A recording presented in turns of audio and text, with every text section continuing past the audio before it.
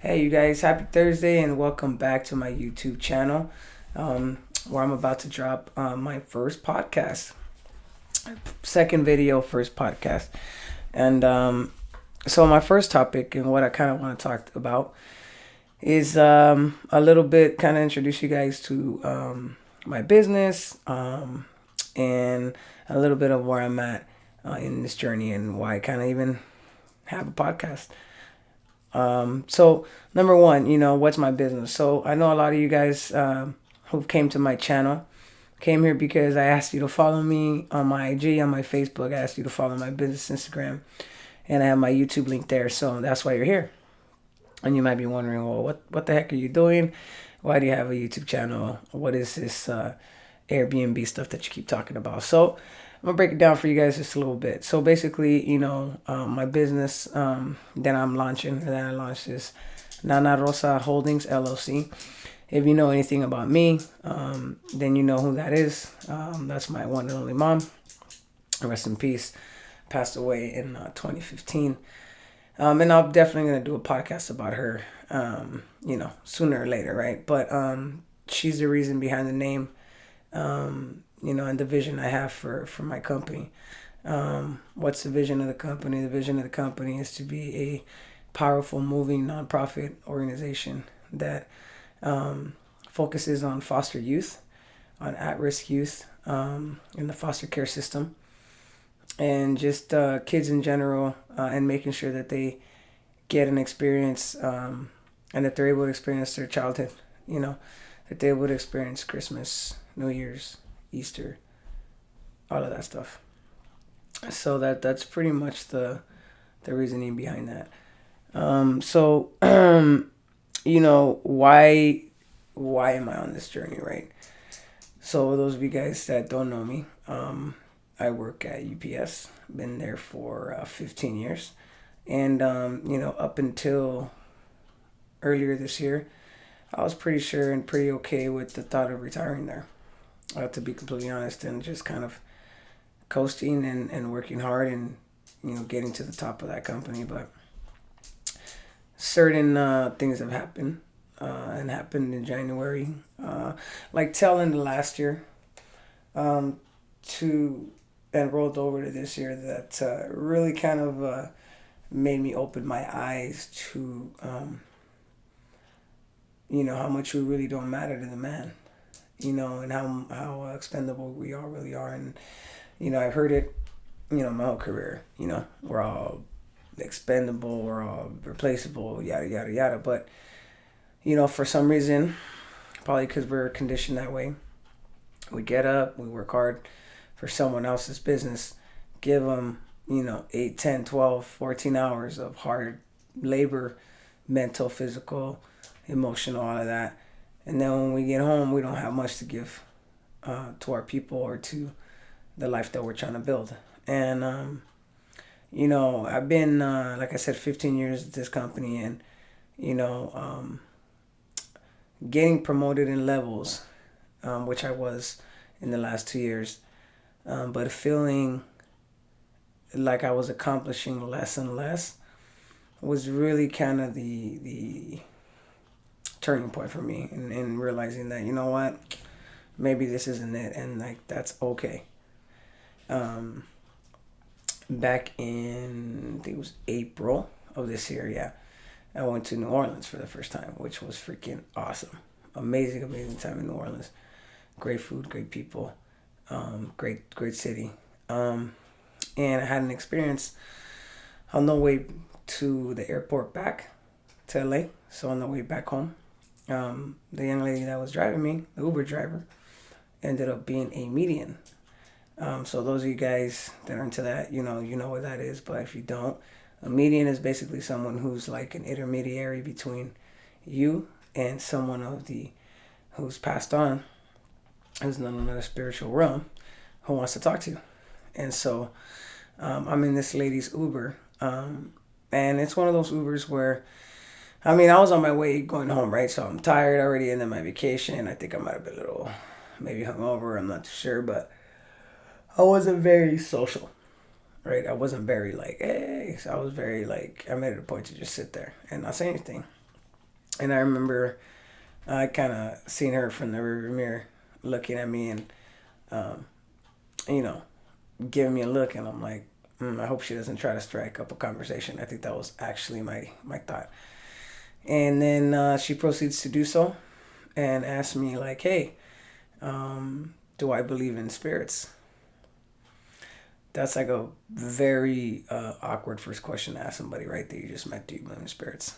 But I said, hey, I'll go with it. And I told her, I don't believe in the whole like ghost hanging out spirits, but I do believe in God. And if you believe in God, then you have to believe that angels and spirits exist because that's just what it's in the Bible. It's what it says. So we are living in a spiritual warfare for sure. So I definitely believe in that. But for some reason, I didn't equate it to spirits and like, like dead people walking around. So long story short, this lady tells me that there's somebody that's very close to me that wants to talk to me, and it's my mom. After she tells me the clues of who it is, because she doesn't know who it is, I'm like, oh yeah, there's only one person that it could be, and that's my mom. And she proceeded to convey to me that my mom was disappointed in the path that I was going in.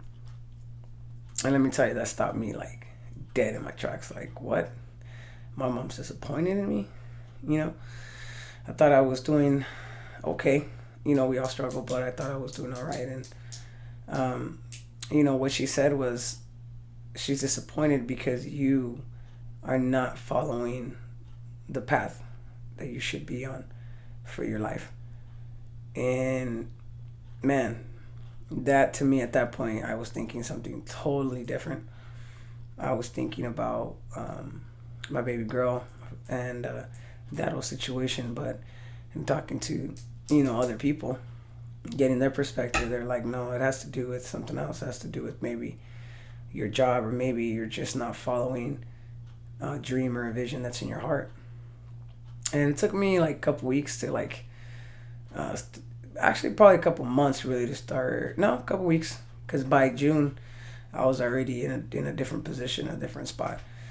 So by June, God had already taken me away from the terrible situation that I was in physically, and the work to get me out of there mentally started before then. Started with this situation in April, and then what went down at work really just kind of like made me have to ask myself, do I really see myself doing this until I'm like 50, 55? And once I really thought about it, the answer was like, no. Mm-mm. I like going on vacation. I like traveling. I like eating right, eating well. I like just hanging around and not having to report to work. I don't mind working, but I don't want to report to work. So that's when like the vision started changing, and that's when I really started believing that there could be different for me, different life, different future, different path.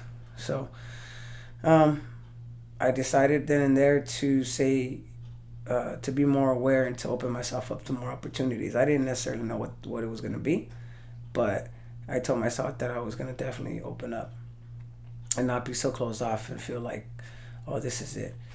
So, once I did that, things just started snowballing. My coach, my Airbnb coach, I follow him on Instagram, and a very successful guy. You guys might know who it is. His name is Jorge Contreras.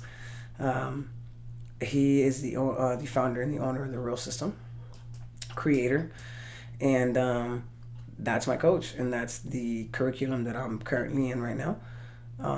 That is going to help me launch my first Airbnb, teach me how to continue to grow the business, which is then going to enable me to do something with this LLC and to do something with this vision and with this dream. So that's a little bit of the whys.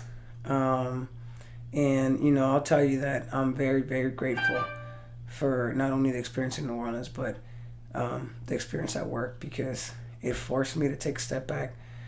It forced me to really understand and appreciate that my self-worth and my self-love is not tied into my work, especially when that work does not really define me and it doesn't really reflect me. And for me to actually realize that, what, I can actually change that in the sense of I can work for myself. I can follow my dreams and make a living doing it. And yeah, so I mean, hey, it's all about continuously educating yourself so that you know better. We're not always, not everybody's born with the knowledge, right? We share the knowledge with each other. So I'm hoping that, by sharing this, maybe it kind of inspires you, or maybe kind of gives you that little nudge to go after it. Go after it, because like my coach says, it's, starting a business is hard. Starting a business is hard. Putting yourself out there is hard. But what also is hard? Going to the same job for another 15 to 20 years, doing the same thing over and over again, making someone else rich. That's hard. I'd rather bust my butt or give 110% to something that has my name on it, something that I'm growing for me and mine. So with that being said, that's the end of my first official podcast. Please let me know in the comments what you think. It's my first one, so I promise I'll be better. But please give me some feedback. I would love to hear what you guys think. Thank you guys for sharing. I'm sorry for stopping by, and yeah, for sharing. So please share, subscribe to my channel, and I'll hit you guys up pretty soon, and see what else we can talk about. But as you can see, we can talk about any of those two right there. That's my man Pac, and the man Kobe, the GOAT. So I just want to say thank you guys again. I really appreciate the follow, the support, the subscribers, and I'll see you guys on the next video. Thank you.